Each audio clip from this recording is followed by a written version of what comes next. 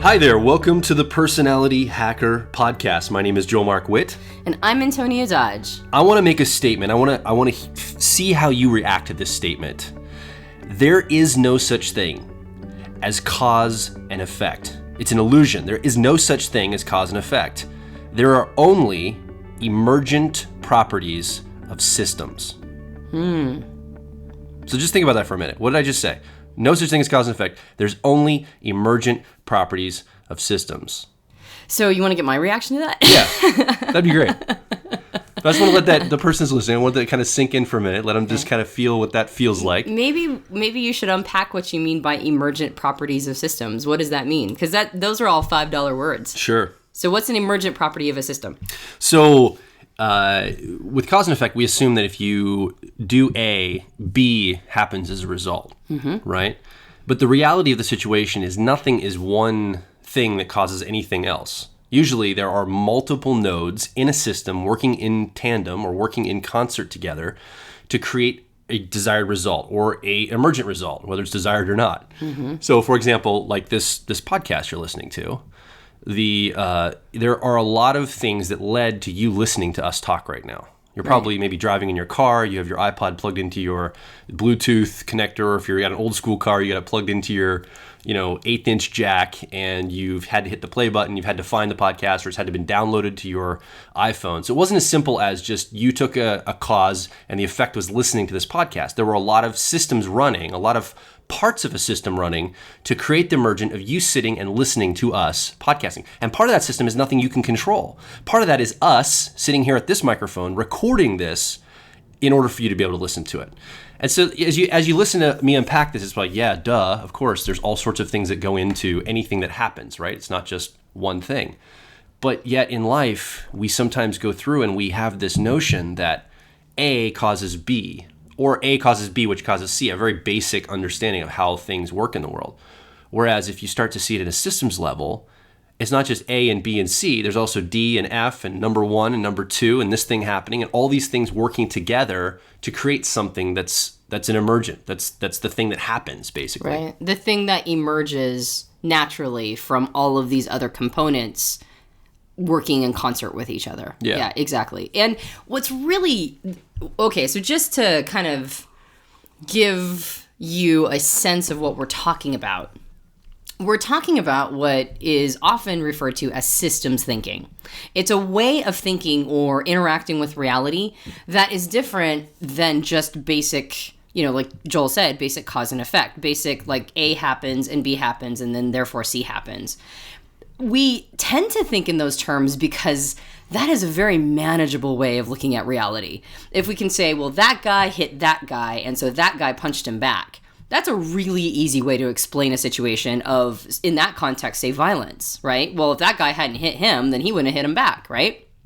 But the question isn't so much whether or not we have dynamics between two people, or whether or not there is interplay, or whether or not the second dude hit the first dude because the first dude hit the second dude, right? Like, if the first dude hadn't hit the second dude, then that second dude probably wouldn't have hit him back, right? So there is, to some extent, it is reality to think that we are influenced by, people's direct behaviors, and that we have a tendency to react or respond to those direct behaviors.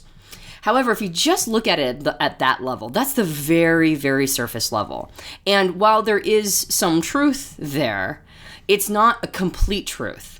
And because it's not complete, oftentimes what actually ended up creating a situation or a circumstance or a result, right, whether desired or not, oftentimes has so many different layers and components and influencers that to actually have prevented that second dude from punching the first dude, you have to understand way more than just he was punched. Yeah. Right? Like, you have to really understand that. Now, in a situation where one guy punches another guy and the other guy punches him back, it could be something as simple as a bar fight, or it could be, say, two countries at it, right? At each other's throats. So when we really want to try to create results that we want to have some influence over, if we just take it at that surface level, then we actually have very limited influence over what ends up happening because we're not really seeing the whole picture. We're not taking all of these different influencers, or what Joel just referred to as nodes in the system. We're not seeing all of the nodes. And in order to have a desired result, we have to recognize that the nodes have to be working in a certain way, interacting with each other in a certain way, be set up themselves in a certain way, in order to have that emergent, right, or the thing that emerges from all of those things working together, be what we call inevitable emergence. And they are. If something happens, it was inevitable because there was an entire system behind it that made that emergent inevitable. It couldn't have happened any other way, because if it could have, it would have happened in a different way. So really mastering this concept of systems and how these influencers or nodes really interact with themselves and each other and get the results that we're either looking for or not looking for is a very powerful way of peeling back the layers of a very surface understanding of how things work and diving down into something where we might actually have true influence over the results that we're looking for. Yeah, and so we live here in the United States, and one of the things in our political structure is, and I don't care who the president is at the time, but it's this notion that the president is the cause and like key motivator of the economy, of job creation, of different aspects of how our world works, right? And I don't care who the president is. It could be anybody. But people have this notion that whoever we elect, that's going to influence everything about government and business and the entire country and how it's run here in the United States. And the reality is the president is one influencer. He or she might be a large influencer, but they're one influencer in a bunch of things that are happening in concert with each other to create results and emergence. And so to distill things down to, well, if we just elect the right guy or gal in office, all these problems will be corrected because they have all this influence over these things to change is pretty ridiculous. And yet, in our world, and probably whatever country you're listening from too, this is the type of language you get from news media and political parties, that it's this one thing that will change all these other things. And that just isn't reality. That seems insane to me to think in those terms anymore, that one thing can change all those other things. Now, those nodes can be huge influencers, but you got to remember there's other things running. It's not like all of government stops and waits for the new president, and then everybody gets fired that has been doing government up until that point, and a whole new team of people are hired in at like the tax revenue place, like the IRS here in the United States. Like those people are going to do their jobs regardless of who's president, right? They're just doing their thing. Those systems are set up and they're running. They are nodes or influencers in the system that are running regardless of who's in power or who's in charge. So this notion, so you might say, well, of course everything's, systems and there's all this, but that's not how we operate in life, or like that's not how we perceive things, particularly in the media and in our daily lives. We perceive them to be much more cause and effect.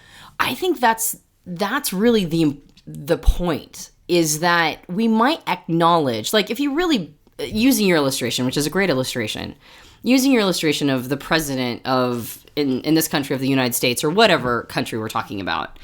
In this country, most people acknowledge, okay, well, it's not just the president. It's, who's in Congress and who's got power over the Congress, right? And who's in the Senate and who's got the majority, vote in the Senate. And we kind of recognize that. And we recognize that there are governors of the states that we live in. And so we realize that there are other components. However, when it comes time to vote in the president, like we just totally forget all that, right? We're like, yes, the president will save us all. Comes out of like one campaign slogan or something. Right, right. Like one soundbite becomes like the thing that, what people believe is the modern free world, like completely everything rests on.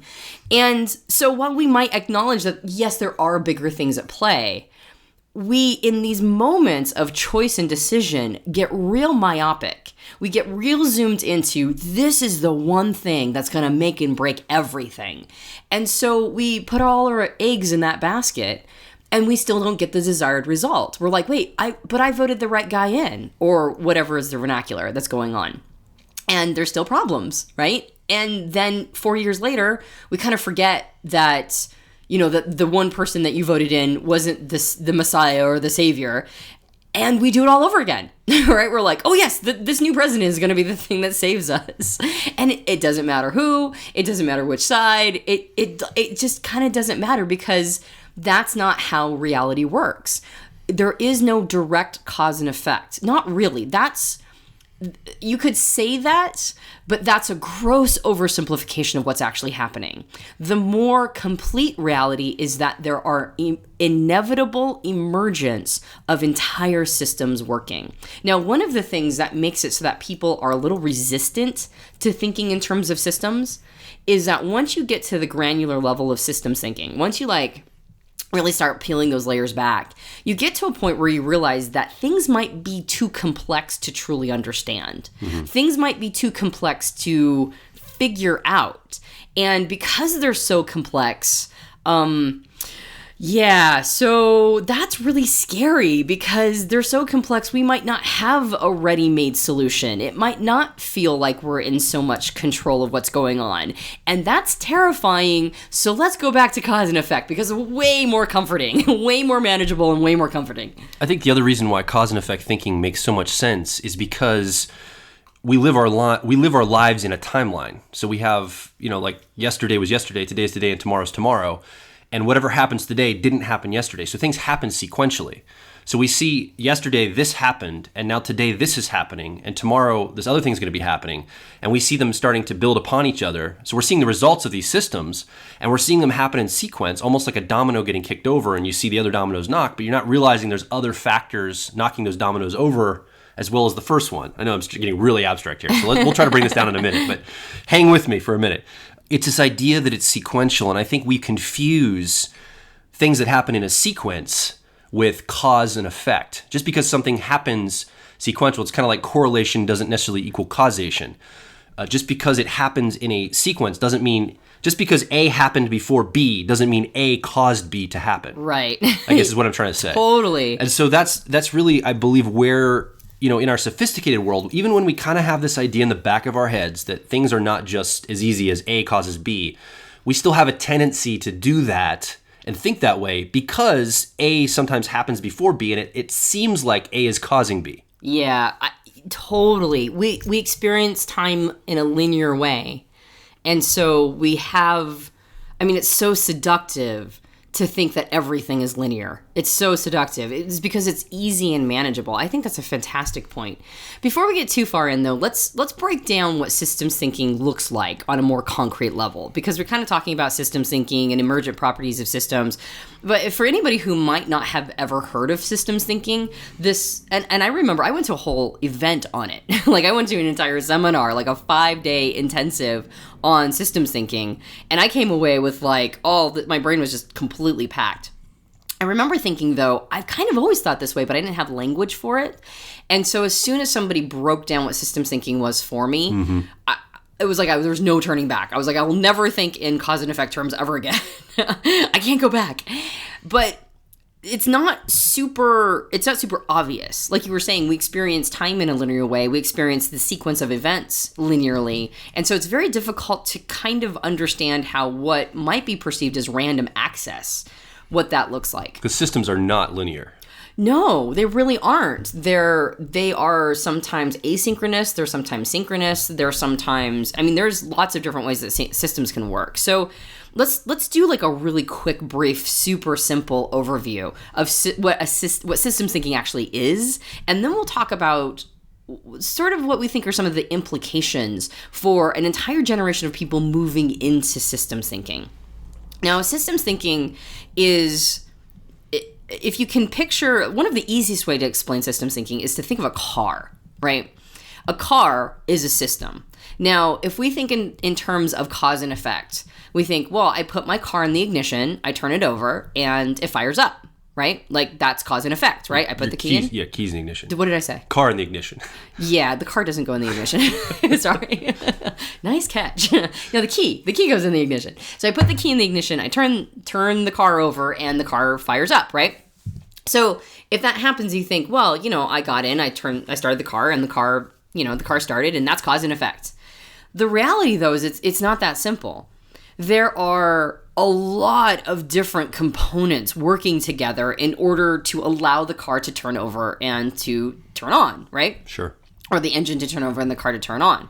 There's a lot of different components, and some of those components are more necessary than others. Some of them are more important than others. However, if they're not all working in conjunction with each other, there's no car turning on, right? It's just not going to happen. So what ends up happening is, and I'm not a mechanic and I know very little about cars, but I know that there are certain components in the car that are more important than others. You've got the engine, you've got the transmission, you've got the flywheel, you've got all these components that you absolutely have to have working, and not just working, but working together in order to turn the car on, in order to start the car. Now, there's other components in a car that are not nearly as influential to the car turning on. You know, you've got windshield wipers and you've got seat belts, right? And you've got carpets on the floor. If for some reason the windshield wipers are not working, that's not really going to impact whether or not the car turns on. However, if the flywheel isn't working, that's going to impact it. Or if the engine isn't working or the transmission isn't working, it might turn on, but you're not going to get very far. Well, not the engine, but the transmission. So you've got all these pieces, and they don't just have to be working individually. They all have to be working alone, and they have to be working together in a way that allows for the car to turn on. If all the components are working together, right, and on, like in their sequence, right, there's some things that fire up immediately at the same time. There's some things that are sequential. It's a combination of the two, right? Some stuff has to happen in order. Some stuff happens at the exact same time. And if you're a mechanic, you understand how this all works. And if they all are working the way that the car was designed to work, then you've got a functioning automobile. You've got a car that turns on.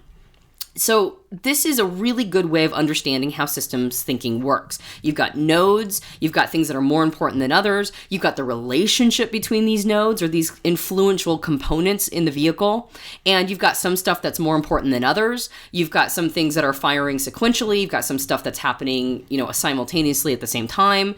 And if any of that isn't working the way it needs to, then you will not be able to start the car. However, if they're all working the way they are, you can't help but start the car when you turn the key in the ignition. Turning the car on, if everything's working the way it's supposed to, is inevitable, right? Like you put the key in, you turn it, you cannot prevent the car from turning on if everything is working the way it's supposed to. And that's what we mean by an inevitable emergent. The car turning on is the emergent. It emerges from the system of everything working together, or all these things working together. And if all these things are not working the way they're supposed to, then you can't turn on the car if you want to. It is inevitable that it will not turn over. So that's what we mean by a system.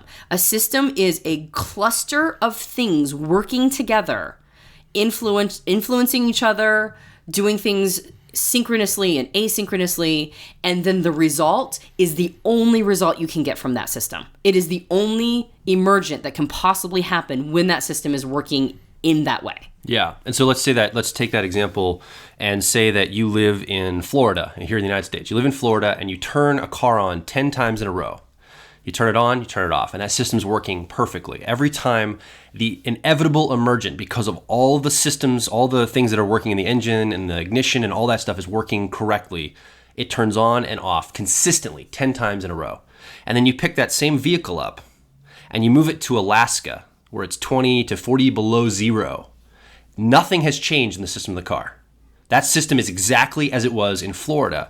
And now you go to get up out of your bed in the morning, you go out, get in your car, and you try to start the vehicle. Nothing has changed. The vehicle is exactly the same as it was, but now it's sitting in Alaska at 40 below zero in Fairbanks, Alaska, let's say, and your car won't start. And nothing changed on the internal system, but there is one major node that did change, which was you moved the vehicle from a warmer climate to an extremely cold climate, which now cools the battery down or the mechanisms that could start and freezes the mechanisms.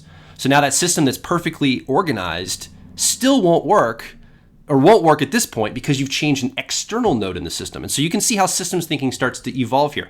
You've got the internal system, and now you've added one more component on the outside of the environment that system runs in, and it changes everything about how that system operates. The inevitable emergent result. Right. And so, again, it can get real complex real fast. Correct. However, the more you train your mind to think in this way, the more accurate your predictions will be and the more influence you'll have over the system. And so there's really, I would say, two primary things to keep in mind when you're entering this place of starting to think in terms of systems.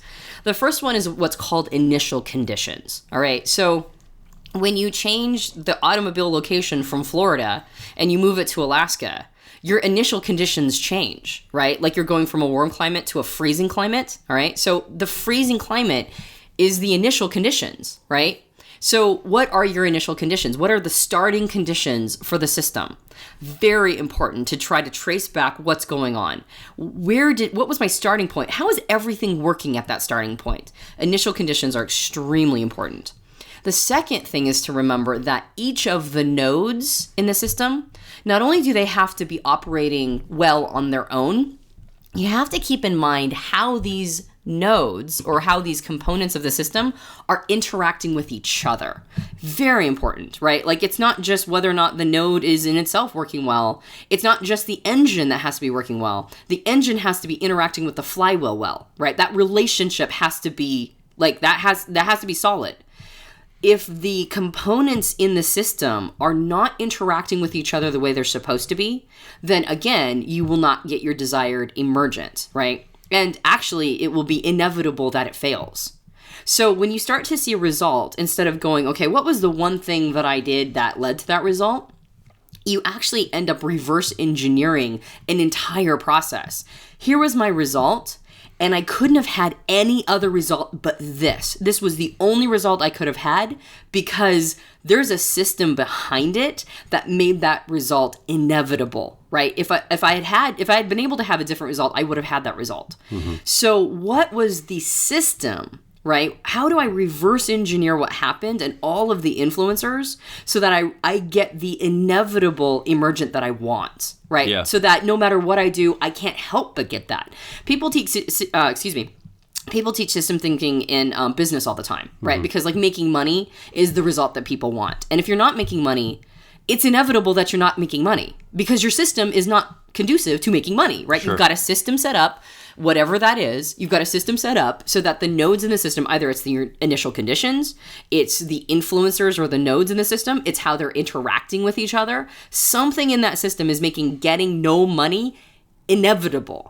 If you want to get money, you got to go back to the system and ask yourself which node needs to be tinkered with, which node is not a good influencer, or maybe it's an okay influencer, it's just interacting with this other node in a way that's not going to allow me to get money. So again, it's more complex. Nothing is just cause and effect. It's not like the alternative to the money-making cause and effect story is work hard and make money. Yeah. All right, so that's the cause and effect thinking. If you just work hard, put your nose to the grindstone, just make it happen, put some elbow grease into it, you will make the money that you deserve. And there's a lot of people who've worked really hard throughout their life and died without a penny on them. Yeah. So that's the difference between cause and effect thinking and systems thinking. Again, systems thinking is way more complex. There's a lot more components to it. However, it is a lot more accurate, and you will have much more influence over your results if you start exercising the muscle of thinking in this way. You know, I just realized why I love American football so much, and I think it's because it's basic.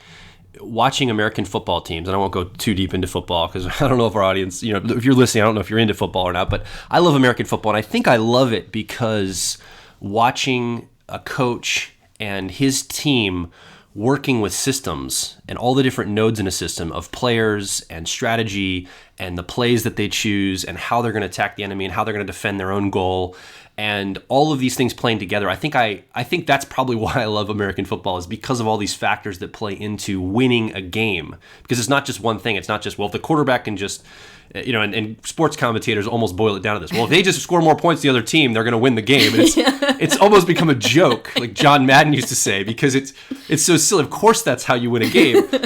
But what's the system behind scoring more points and preventing the other team from scoring so many points? And that's fascinating for me to watch the coaches that have it dialed in. It doesn't even matter what talent they have on their team. They somehow have the ability to orchestrate that talent in a systemic way that gets the emergent of winning games and ultimately winning championships. And you see some coaches like Bill Belichick from the New England Patriots seems to be able to think in systems because he wins a lot. And he's been to multiple Super Bowls with multiple different people on the team, and talent-wise, he just has this ability. He's a deep thinker and he can think in those ways. So I think about how empowering it is to not have a cause and effect thinking, but have a systems thinking mindset. Because you realize that if you don't like an emergent you're getting, it's not like you have to change everything. Sometimes it's just a few nodes in a system that you need to change. Sometimes you need to change everything, but often it's just a few nodes to change, and you can be empowered to get a different emergent, which is really exciting, for me to think about, because that's an empowering viewpoint to come to the world with. Totally. And this feels kind of like a scientific way of going about thinking of things. However, the one program of ours that we've made, and we've made a ton of programs. We've made programs on money making. We've made programs on, the genius system. We've made programs on personal development. But what I'm realizing is that the only program that we've made that we've introduced this concept of systems thinking was in our children and family program. Yeah. We did personality types in children and family, and that was the one program of like the 20 different programs we've made that I was like, it's really important to understand systems thinking. In relationships, even though it feels like a scientific approach to take the world, I feel like if people just really could wrap their heads around this in personal relationships, right? Like really understand, it's not just I did something to you and now you're reacting and doing something back. Mm-hmm. I'm a node and you're a node. And as a node, my behavior is the inevitable emergent of the system that I am. Yeah. I'm a system. And I'm now in this context, right? What are my initial conditions? What's the initial conditions of the behavior? What are the influencers in me that had me behaving in a way that was inevitable? I couldn't not behave in that way, right? And I've behaved in that way, and now I'm interacting with you as a node, right? And you're also the inevitable emergent of whatever system is behind you. And now we're nodes that are interacting with each other, right? That's the dynamic. And now something else emerged that was inevitable, all right? Our child. Our child. Right. Well, yeah, our child is one of them. But I was thinking on a day-to-day basis. Sure. Like a fight. Right? Like you and I, like we're just really fed up or really upset and frustrated, and like we end up like picking at each other, or we end up like, really believing the other person's being really mean to me. Why are they being so mean to me today, right? And you're like, I'll come to you and I'll just be like, I feel like you're picking on me all day, right? And you're like, I don't feel like I'm picking on you, right? And I'm like, well, yeah, you're picking on me. And I give you all these examples of you picking on me. And then really what it comes down to at the end of all of it, because you and I have trained ourselves to think in systems thinking, especially during a fight, right? Like in a fight, we just go, okay, what's going on here? And I'm like, you're picking on me, and I give you 10 different examples. And at the end of all of it, it ends up being that I just haven't had enough protein today. Like all these examples of you picking on me really came down to me being without the protein that I need today. And I'm just being overly sensitive, and you're not really picking on me. And my initial conditions that I'm showing up to the dynamic with, right? Or the influencer or the node I'm showing up with is that I'm malnourished, right? And that's making me grumpy and irritable. And now everything you're saying feels like picking on me, right? Now, if we together didn't think in terms of systems, we might not ever think in terms of, I just need more protein today, or I might be, tired, or I have a need going unmet. And if we never think in those terms, every time I say you're picking on me, that's reality, mm-hmm. right? That's realities. You're picking on me. And so I get the right to pick on you somehow, right? Because we're thinking in terms of cause and effect. And you're picking on me, so therefore I'm just going to pick on you. And now suddenly it's turned into this big brawl. And now we're mad at each other. And maybe it's for a couple days. And now I have to sleep on the couch, or you do, because I just can't be around you, right? And all it came from was I needed more protein that day. But neither of us acknowledge it because we're only looking at the surface. When it comes to personal relationships, being able to think in terms of systems and asking yourself when you show up that day or show up in a relationship with somebody else, what conditions am I bringing to the situation? I'm a node. I'm an influencer in this system, right? I am also a system unto myself. Right? So I'm my own system, and then I interact with you, and suddenly together we make another system. And how am I showing up, right? What are the inevitable emergents from me as a system that I'm going to be interacting with you, right? And you are bringing inevitable emergence from your system. And now us as influencers of each other are creating this whole new system, creating yet another inevitable emergent, right? It feels like it gets so complex. But the truth is that if you train your brain to think in this way, the ability to show up in a calm space, or the ability to show up in a place where you're being reasonable, or that you only see the other person as having positive intent, All right. And obviously all three of those things lead to much more happy, conducive, conducive relationships to like the kind of relationship you and I want and most people want. If you can think in those terms, you can now be the best influencer possible because you're going, okay, I'm showing up. I need protein. Maybe I'm not able to get it right this moment. So I show up to tell you, look, I haven't had a lot of protein today and I need more protein, but I don't have time to get it. So if I'm snapping at you, it has nothing to do with you. It has everything to do with me. Well, now our relationship has changed, right? Because you can hold sympathy or hold space or, treat me like somebody who needs more protein, right? As opposed to somebody who's just showing up and being nitpicky and accusing you of being nitpicky. And now we can, as a relationship, the relationship between the nodes, right, changes, right? And so now everything changes. Now suddenly we're not mad for 2 days. We're not sleeping on the couch. We're not assuming ill intent on the other person. We're actually, charting things back to, I take responsibility as a node, you take responsibility as a node. If we have a fight, that was inevitable. What can we do to keep that fighting from being inevitable? And that has revolutionized our relationship. So think about it in terms of entire cultures or countries that are at each other's throats, right? Can the politics of the country be, okay, I'm showing up this way, right? Like I'm showing up as a system unto myself, and now I'm interacting with another country and they're a system unto themselves, and now we're interacting with each other, so now we're creating a whole new system, and if there's a fight at the end of it, that was inevitable because we both brought to the table influencers that made fighting inevitable. It is our responsibility. Yeah. And our stance is that systems thinking is needed more now than ever. We were listening to a talk by the late Robert Anton Wilson, where he was talking about, and I forget the gentleman's name, who had been tracking information development since I think around AD 1. So he kind of went back to the time of the birth of Christ, at least how it's documented in the Western calendars. And he was tracking how long it took from AD 1 to double the time-bound information of all humans on the planet. And it took, for the first doubling of information, so if, X number of units of information were in existence at AD 1, it took 1,500 years, about 1,500 years, to about 15 AD, for that information to double in the amount of information that humans had accumulated and had bound, down in books and written, information that was recorded.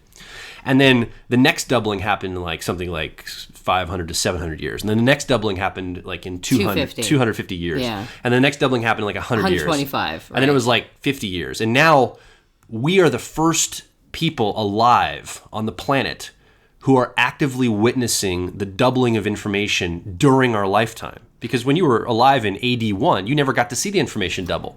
Didn't he say it was it the greatest generation? It might have been, yeah. Or was it the baby boomers who were the first generation to actually witness a doubling of information in their lifetime? Yeah, something like that. They actually witnessed it for the first time in human history. And these people are still alive today. They've actually gone through a doubling of information during their... And now I'm sure it's down to a ridiculous number, every 18 days information doubles. Who knows what it is, but it's exponentially growing in the doubling of information. Well, there's been some information printed on this. I think that this is kind of the same concept like Ray Kurzweil is working on with the singularity, which is that technology doubles on an exponential growth curve, and the singularity is supposed to be the time period where technology is doubling too fast to observe.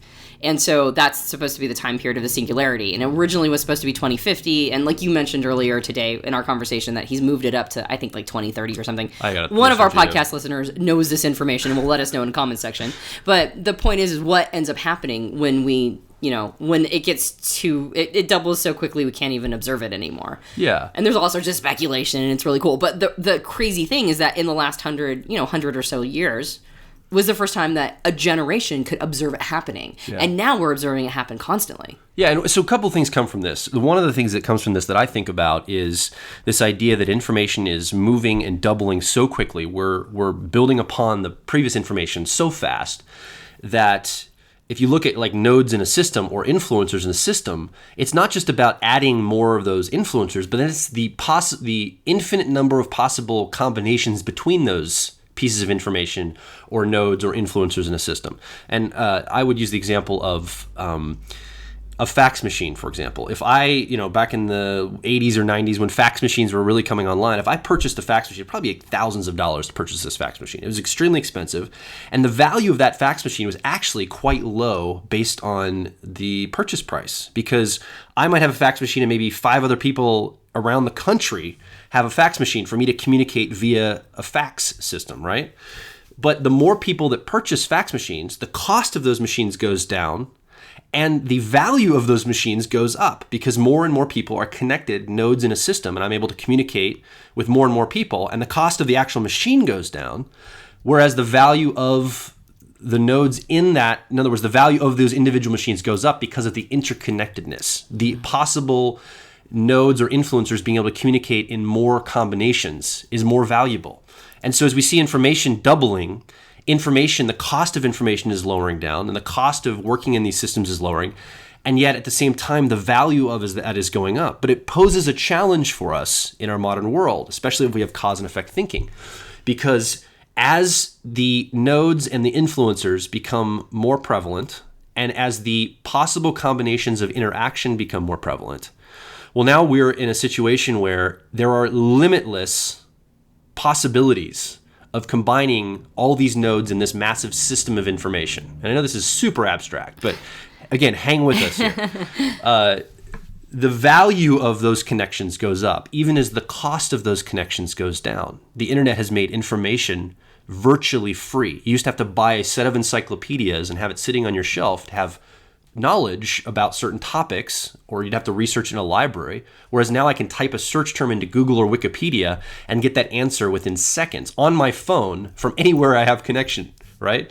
So this information is more readily available, but it's going to be causing some challenges for us going forward because it's so interconnected. How are we going to deal with that as a generation coming online? Because the old ways of cause and effect thinking are going to limit us in being able to manage this amount of data, manage this amount of interconnected nodes. Yeah, well, that's a great point, because we're talking about it as if it's like, so you get an edge if you think in systems thinking as opposed to cause and effect thinking. We're going to come to a point where we have to think in terms of systems. Like we have to start teaching people to think in systems as soon as possible, because that's what's going to be required of us to be able to influence anything, really. Like you said, there's infinite numbers of interconnectedness. So the other challenge this poses is it's so much possible connections, so many possible influencers, and so many possible nodes in the system. It is impossible to splay that out and look at it almost like you'd look at a car engine. You can't see all the systems. And so now, as we move forward, we're not only going to be operating in systems, we'll be operating in metasystems of metasystems. So systems will start clustering. And it's going to be impossible for any one or more people to really see these systems and all the specific nodes.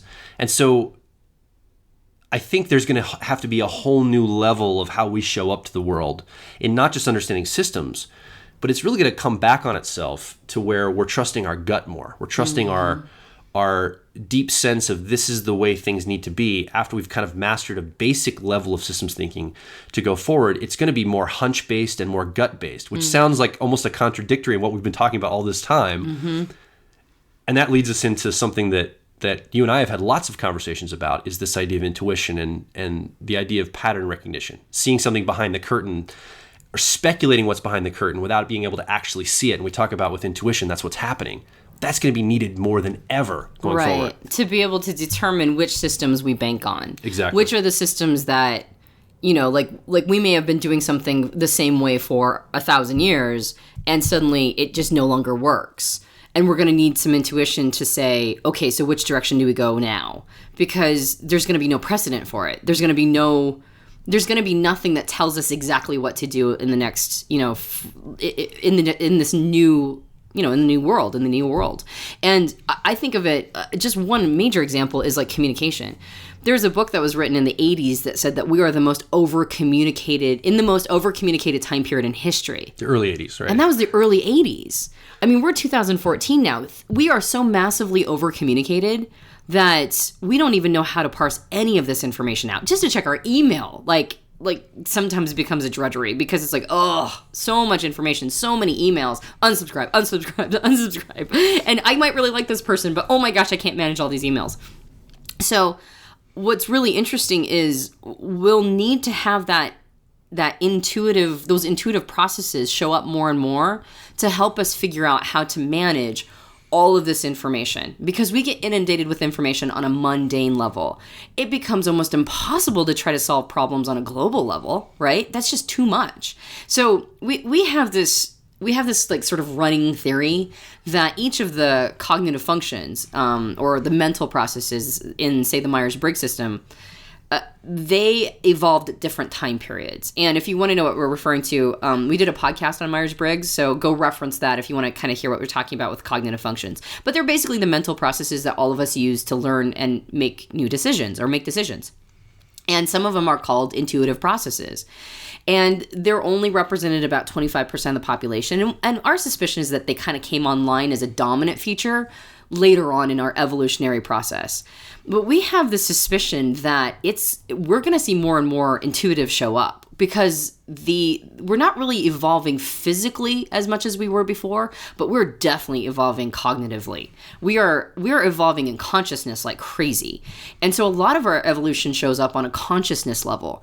And if that's the case, the modern world is going to need more people who are using unconscious pattern recognition to try to figure out how to solve problems when they can't break down these systems to study them. Like you were saying, it becomes impossible to figure out how an engine is working. Well, no, not if you stop the car and take it all apart. But there are so many systems running in the world that you can't stop the car. Like, you can't stop the system from running, and you can't break it all apart to figure out how it's all working. You got to just kind of figure it out as it's working. It's like figuring out an engine as the car is running. Like, as you're driving 60 miles an hour, trying to figure out how the engine works.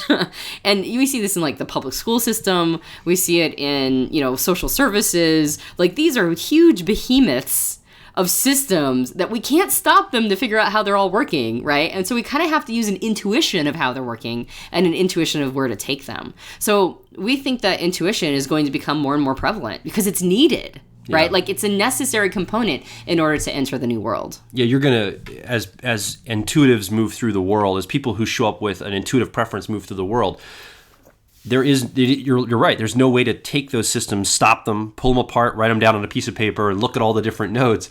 It's kind of happening in real time.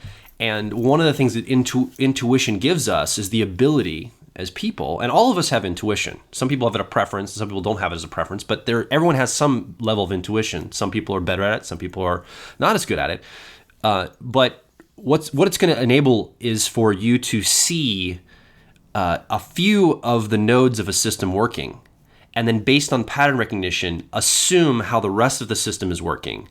And by that assumption, by that speculative behind the curtain thinking, some inroads can be made, because that's pretty much the only way we're going to be able to make inroads. Because again, cause and effect thinking is going to limit. And if people keep pushing back toward a cause and effect type world, we're stalling growth, and we're actually could be causing damage when we don't know how these systems are running. And so we really need to approach this with some care and some thought.